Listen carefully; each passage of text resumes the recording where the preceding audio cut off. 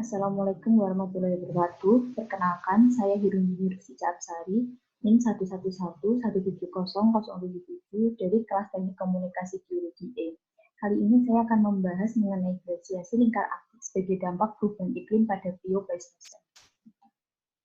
Biopleistosen adalah batas waktu kala atau epoch antara kala Pliocene akhir dan Pleistosen awal yang terjadi sekitar 3 hingga 2,7 juta tahun yang lalu. Pada batas ini terjadi beberapa peristiwa yang mengubah sistem bumi, yaitu salah satunya adalah perubahan iklim.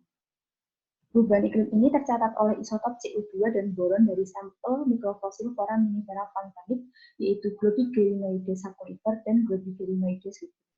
Pada kala Pliocene, konsentrasi CO2 berkisar antara 380 hingga 450 ppm, sedangkan pada Pleistosen berkurang menjadi kurang dari 300 ppm. Penurunan konsentrasi CO2 ini menyebabkan suhu rata-rata bumi menjadi lebih rendah dan kering. Salah satu dampak dari perubahan suhu ini adalah glasiasi atau pembentukan lapisan es pada lingkar aktif. Proses glasiasi pada periode perubahan iklim Biopleistosen terjadi dalam beberapa siklus pendinginan, sehingga menyebabkan perubahan ekosistem dari tundra atau iklim dingin menjadi hutan boreal atau iklim hangat, dan sebaliknya. Penelitian ini diharapkan dapat menjadi acuan dalam menghadapi perubahan iklim yang sedang terjadi. Kata kunci dari pembahasan ini adalah glasiasi, Biopleistosen, lingkar aktif, dan perubahan iklim. Perubahan iklim pada transisi kala antara Pliocene dan Pleistosen merupakan permulaan bagi dimulainya zaman es pada kala Pleistosen dan interglasial pada kala Holusen. Sebagian besar peneliti iklim pada Biopleistosen berfokus pada dua transisi iklim yang tiba-tiba, yaitu permulaan glasiasi belahan bumi utara pada 2,7 juta tahun yang lalu dan transisi Pleistosen tengah atau Mid-Pleistocene Transition atau MPT, yaitu transisi waktu periode siklus glasial dari 41.000 tahun dengan amplitude rendah dan lapisan es tipis menjadi sekitar 100.000 tahun atau lebih lama dengan amplitude tinggi dan lapisan es tebal. Selain itu, MPT ini dapat dijelaskan melalui siklus Milankovitch, yaitu pengaruh sudut kemiringan bumi terhadap iklim bumi. Dampak dari perubahan iklim pada kala Biopleistosen salah satunya ditandai dengan glasiasi pada lingkar aktif. Kala Pliocene yang berada 5,3 hingga 2,6 juta tahun yang lalu adalah masa pendinginan setelah kala Miocene yang hangat. Pendinginan ini menyebabkan penyebaran padang rumput dan sabana yang luas. Namun pada Pliocene tengah, bumi kembali menghangat menjadi suhu rata-rata bumi sekitar 16 derajat Celcius, 1 derajat Celcius lebih tinggi dibandingkan suhu bumi saat ini. Akibat dari perubahan sirkulasi lautan dan peningkatan unsur CO2 dan gas rumah kaca di atmosfer. Sedangkan kala Pleistosen yang terjadi 2,6 juta tahun hingga 11,711 tahun yang lalu adalah kala dalam sejarah bumi yang biasa disebut sebagai zaman es atau Ice Age. Pada kala ini, wilayah utara dan selatan bumi ditutupi oleh gletser setebal beberapa kilometer.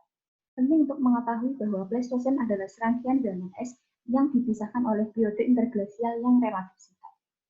Berdasarkan penelitian stratigraphy Richmond, Cook, Bergen, dan Verkoeuvering, Kukla, Lustroff, dan lainnya, ada bukti terjadinya setidaknya 5 atau 6 episode glasial utama selama 3 juta tahun terakhir, dengan interferensi dari interglasial sekitar 500.000 hingga 600.000 tahun.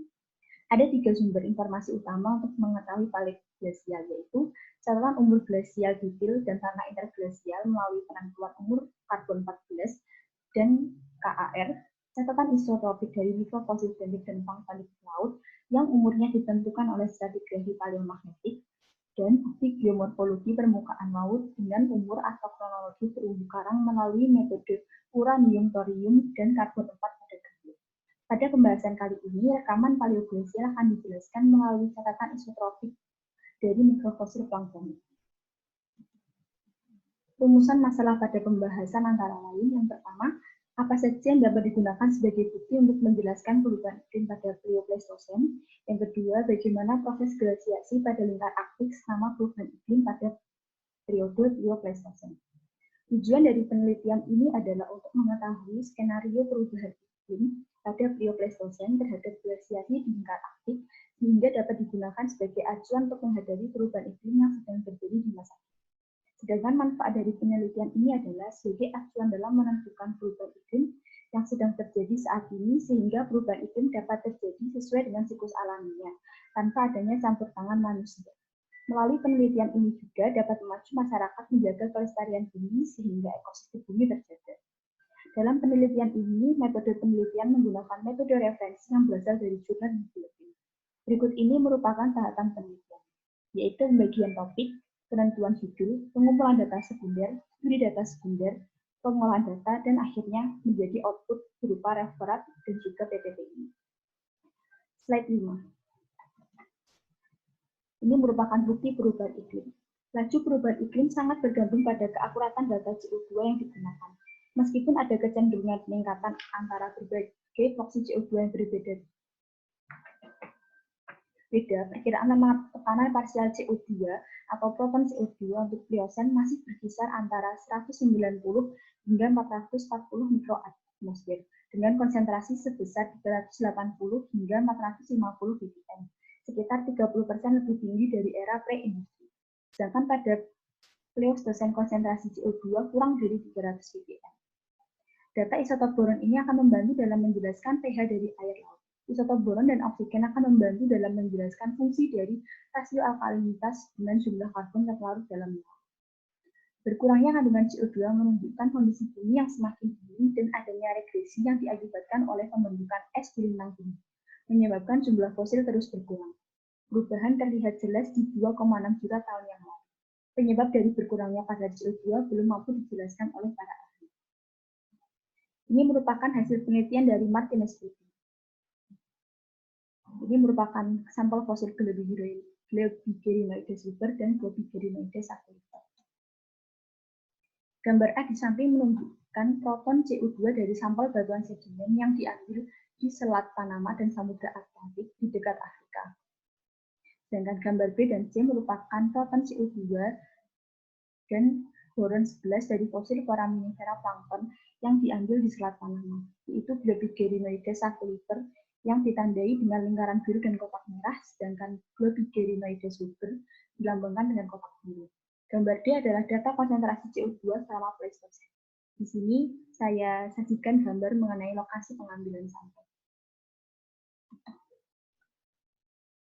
Perubahan iklim pada Pleistocene menyebabkan terjadinya siklus pendinginan selama beberapa kali pada lingkar aktif, yaitu yang pertama, siklus pendinginan pertama berakhir pada sekitar 2,1 juta tahun yang lalu, menyebabkan lapisan es pada benua membentang di lembah sungai Mississippi hingga selatan ke Iowa. Ekosistem pada lingkar aktif berubah dari hutan konifer, lalu berkembang perlahan sehingga menjadi tundra.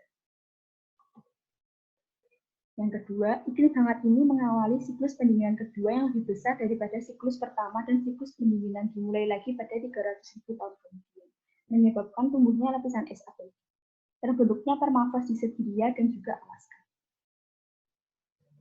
Pada 1,1 juta dan 1,2 juta tahun yang lalu, suhu lautan Arktik dan Atlantik menunjukkan bahwa kondisi rata-rata bumi memiliki kesamaan dengan kondisi saat ini, tetapi Samudra Arktik tidak selalu tertutup es. Dan yang terakhir, pada 1,1 juta tahun yang lalu, Samudra Arktik kembali memasuki periode lapisan es abadi. Iklim yang dingin dan kering lebih ekstrem dibandingkan dengan keadaan lingkar Arktik saat ini.